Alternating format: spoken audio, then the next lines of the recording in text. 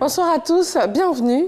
L'ambassadeur de Tunisie en Côte d'Ivoire est en fin de mission. Comme le veut la tradition, il est allé faire ses adieux au président Alassane Ouattara et l'occasion a été mise à profit pour évoquer l'état des relations bilatérales entre la Côte d'Ivoire et la Tunisie. Mahama Traoré. Il s'apprête à quitter la Côte d'Ivoire, de ce pays qu'il a connu comme ambassadeur plénipotentiaire de la République de Tunisie. Mohamed Naoufil Labidi fait cet aveu.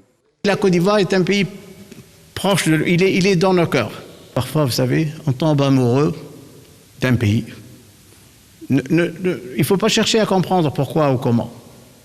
Et nous, les Tunisiens, on est tombés amoureux de la Côte d'Ivoire. C'est un paradis. Cette histoire d'amour s'est tissée durant 4 ans et 8 mois, le temps qu'a duré la mission du diplomate tunisien en Côte d'Ivoire. Mission au cours de laquelle les relations entre les deux pays se sont accentuées dans divers domaines, comme il l'a signifié ce mardi au président Alassane Ouattara lors d'une audience. On a des relations politiques excellentes, donc, qui sont gérées par une grande commission mixte qui se tient une fois à Abidjan, une fois à Tunis, tous les 2 ans. Lorsque moi j'ai présenté mes lettres d'accréditation le 21 décembre 2016, on comptait uniquement 42 entreprises tunisiennes ici en Côte d'Ivoire. Aujourd'hui, on est à 160. Quant au nombre de la colonie tunisienne, c'était 800 à peu près en 2016. Fin 2016, début 2017, 800. Aujourd'hui, on est à 2000. C'est la plus grande communauté tunisienne en Afrique. On accorde annuellement 100 bourses aux étudiants et étudiantes ivoiriennes pour poursuivre leurs études.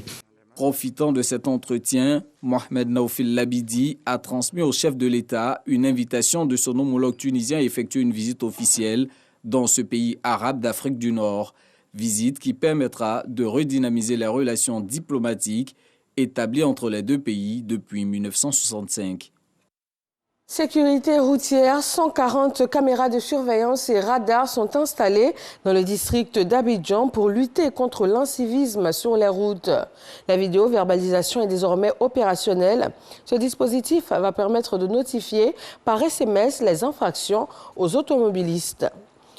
La municipalité de la commune d'Abobo a organisé une rencontre avec les commerçants et artisans. Une opération de déguerpissement est annoncée dans les jours à venir afin d'assainir les artères d'Abobo. 175 milliards de francs CFA ont été dégagés dans le cadre du programme d'urgence de la commune d'Abobo par le président Alassane Ouattara. Kandia Kamara, maire de la commune, a exhorté ses opérateurs économiques à occuper les espaces qui leur sont dédiés. La 13e édition du Festival des musiques urbaines d'Anoumabo a démarré ce mardi.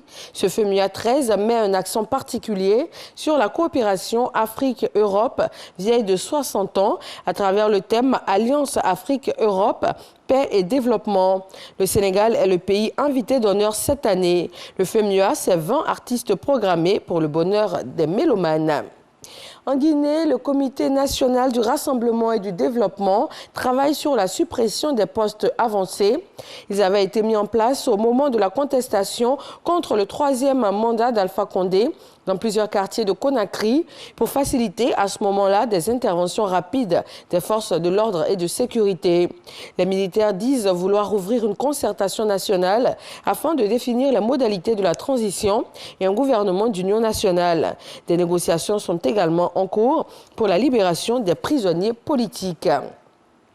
La communauté économique des États de l'Afrique de l'Ouest se dit soucieuse de la tenue des élections présidentielles et législatives en février 2022 au Mali.